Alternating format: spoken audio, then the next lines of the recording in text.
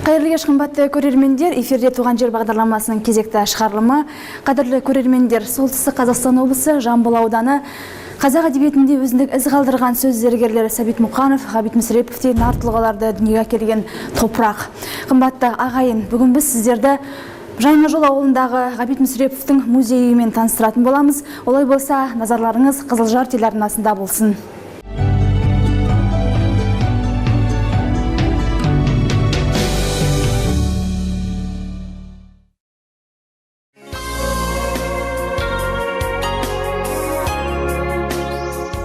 Қазақстанның халық жазушысы, академик, социалистік еңбек ері Ғабит Мүсірепов 1902 жылы Жамбыл ауданы Жаңажол ауылында қарапайым шаруа отбасында дүниеге келген. 1926 жылы ол Омбы қаласындағы ауыл шаруашылық академиясында білім алады. Ал 1938 жылдары баспасөз саласында әртүрлі жауапты орындарда қызмет етеді. Аты жер жаратын қара сөздің қаймағы Ғабит Мүсірепов қазақ әдебиетінің барлық жанрларын дамытуға көп еңбек сіңірген көркем сөздің хас шебері. Сөз зергерінің Ұлпан, Қазақ солдаты, Оянған өлке романдары мен әйгілі Қыз жібек либреттасы және басқа да шығармалары бүгінде өзіндік бояуын жоғалтпаған, жазушының ұрпақтан ұрпаққа жалғасып келе жатқан асыл мұрасы.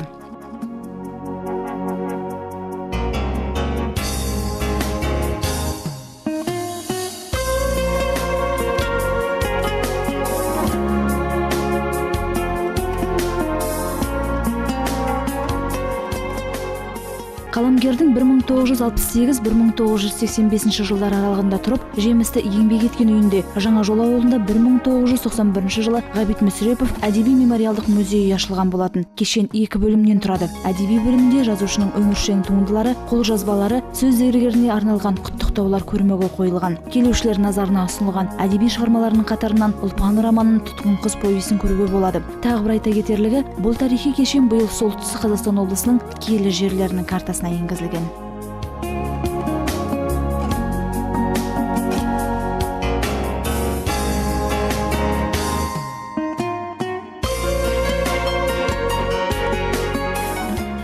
Қадірлі көрермендер, Ғабит Мүсіреповтің музей үйінде 415-ке тарта экспонат қойылған. Оның қатарында яғни жазушының киім-кешектері, жеке тұтынған заттары және де мінекей өздеріңіз көріп тұрғандай түрлі фотосуреттер. Сондай-ақ тағы да бір құнды заты ол мінекей машинка жазу. Бұл жерде бұл осы машинкамен Ғабит Мүсірепов талай туындыларды дүниеге әкелген. Ал экспозициялық бөлімде сөз зергерінің күнделікті тұрмыста қолданған жеке заттары мен қазақтың ұлттық салт дәстүрінен сыр шертетін түрлі бұйымдар және музейге сыйға тартылған заттар қойылған. Жазушының жеке заттарынан құралған мына этнографиялық бұрышта сөз зергерінің бөркін кездестіруге болады басына киген, және де әрбір қазақтың төрінде тұратын біздің қара домбырамызды да мінекей Ғабит Мүсіреповтің үйінің төрінде болған екен. Және де жазушы қолының бос уақытында әрдайым осы домбыраны алып күй шерткен көрінеді.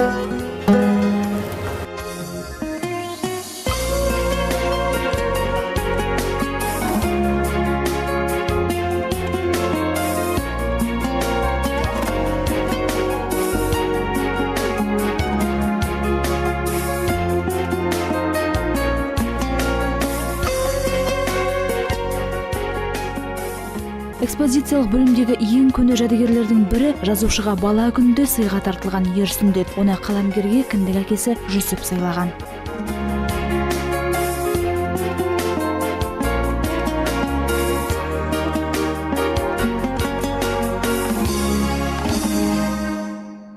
Бұл ер сүндетке бір ғасырдан астам уақыт өтіп отыр. Себебі бұны Ғабит жазушының 5 жасында кіндік әкесі Жүсіп деген шебер әдей арнаған. Өгінде мұсылмандар балаға мұсылмандық белгісін саларда, яғни сүндеттеуде, осы сүндет дегеннен кейін осындай арнайы ер сүндет ашамай жасайды екен. Ол не себебі балам, сені сүндеттейміз, саған мұсылмандық белгісін саламыз, себебі сен одан кейін мектепке барасың, ер жетесің, үлкен жігіт боласың деген екен.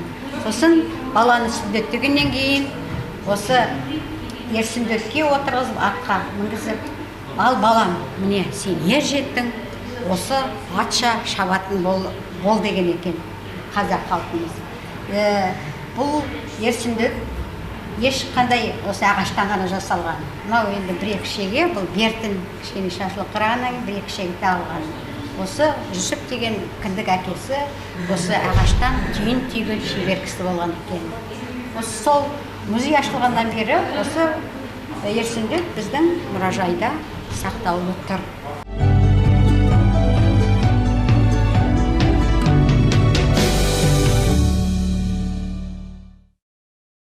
Ғабит Мүсіреповтің немере қарындасы осы Жаңажол ауылында тұрады. Ол Ғабеңнің жүрегі кең, ауылдастарына қамқор бола білген жан екенін сөз арасында тілге тиек етті. Ғабит атамыз ауылға келгенде ұлан асыр той болып жатады. Онда үлкен кісі деген көп. Үлкен кісілер бізге жол бермейді ғой. Біз баламыз.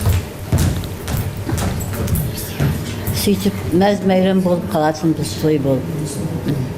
Енді сол кісінің жақсының өзі өлсе де аты өлмейді. Артында жазған хаты өлмейді демекші. Мінекей, әлі күнге сол кісінің атын атап жырын жырлап жатырмыз. Өзіміздің ауылымыздың мақтанышы. Өз бетімен кетіп, оқуға түсіп, өзінің атағы әйгілі болды. Содан кейін ауылдастарына қамқор болған. Әке шешем кетсе де, мен өзім сол осында Әшім ағайдың баласы бар. Келін баласымен жақсы қыздары келгенде шақырысып, араласып тұрамыз. Ғабит Мүсірепов ана тақырыбында көп қалам тербеген жазушылардың бірі. Қара сөзді жаны сүйетін сөз шеберінің жерлестері жазушының шығармасынан алынған ана туралы монологтарды нақышына келтіріп, ана образына еніп, аса зор тебіреніспен оқып берді.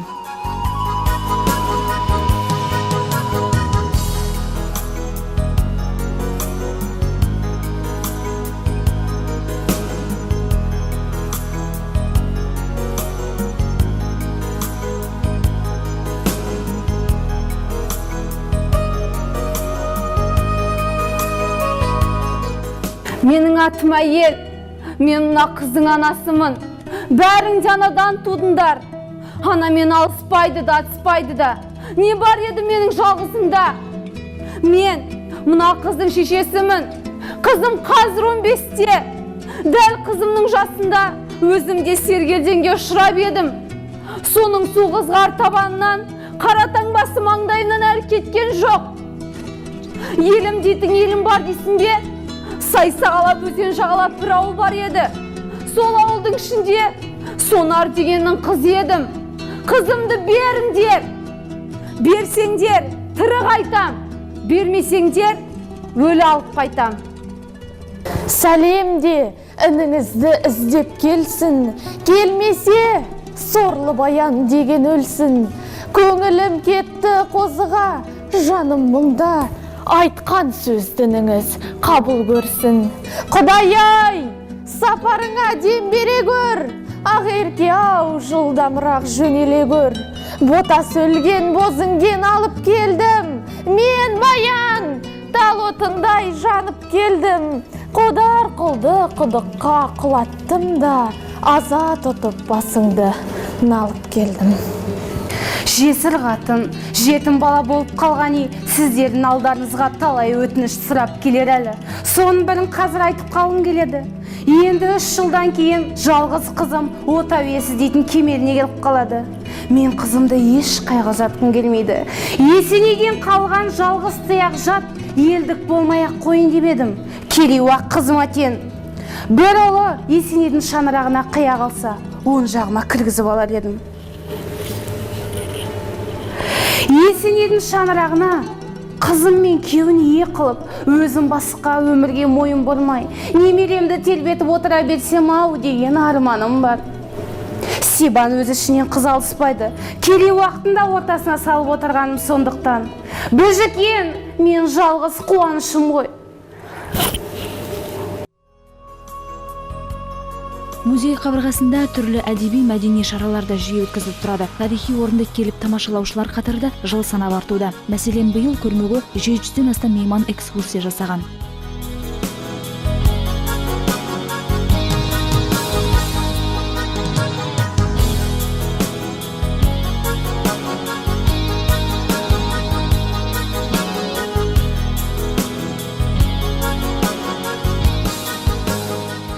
Бұнда біз көптеген ағартушылық, мәдени үлкен іс-шаралар жасаймыз. Мынау үлкен қазағымыздың ұлттық нелері, мейрамдары өтіледі.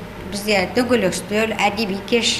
Биыл Ғабит Мүсіреповтің 115 жылығы бізде үлкен көлемде аталып өтті. Біз 22 наурызда ұлыстың ұлы күні туғандықтан осы екі мейрам біз бірге өткіздік. Рухани жаңғыру бағдарламасы бойынша көптеген саяхатқа мектептерден келді, және осы туған жер бағдарламасымен көптеген қонақтар көп болды. Енді осы 390-да енді жыл аяқталған жоқ, 700-ден астам бізге көрушілер қатары көп болды. Мен бастауыш сыныптарда Ғабит Мүсіреповті өткен болатымын. Ал 7-ші сыныптарда оның шығармаларымен танысқан болатымын. Ал қазір 8-ші сынып оқығанда осы музейге келіп, оның шығармаларын өз көзіммен көріп, таныстым. Ары қарай тереңірек білдім. Мен осы музейге келгеніме қуаныштымын. Осы демалыстар арасында осы музейге келіп отырмыз. Осындай бабамның барына мен қуаныштымын. Мен осы мектепте бүкіл балалық шағымды өткіздім. Осы ауылда, осы мектепті сағына отырып, әр жас сайын, әр каникул сайын осында келемін. Мен осы жолы Алла бұйырғандай осы музейге, осы өз ауылыма дана кісімен таныстыруға өз сыныптастарымды алып келдім.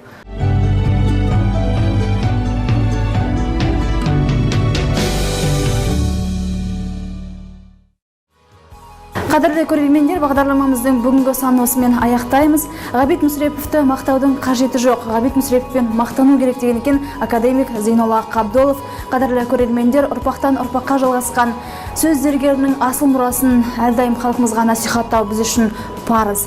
Қадірлі көрермендер, эфирімізде Туған жер бағдарламасының келесі шығарылымында жүздескенше аман сау болыңыздар.